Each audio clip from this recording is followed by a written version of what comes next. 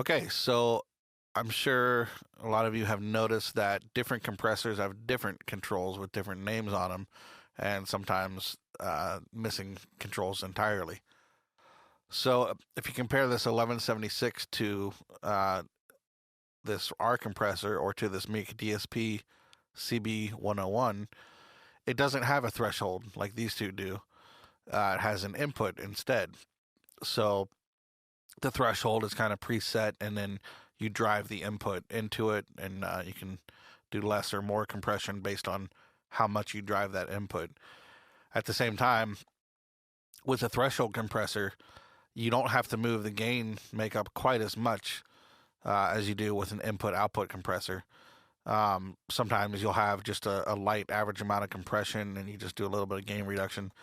With an 1176 input output compressor, you kind of have to always be fooling with adjusting the input and the output to match them, um, just because you are basing your compression off of this input. And sometimes, if you have a low level audio track, your input might get pretty hot. So you're literally increasing the gain into the plugin. Where with the threshold, you're not adjusting the gain; you're just adjusting the place in which the compression kicks in. So that's kind of different style.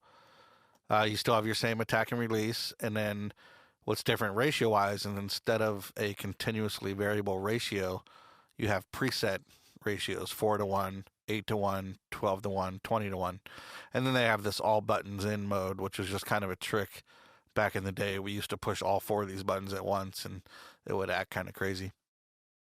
One thing to note on, say, this Mic DSP compressor bank CB101, instead of ratio, they call it comp compression.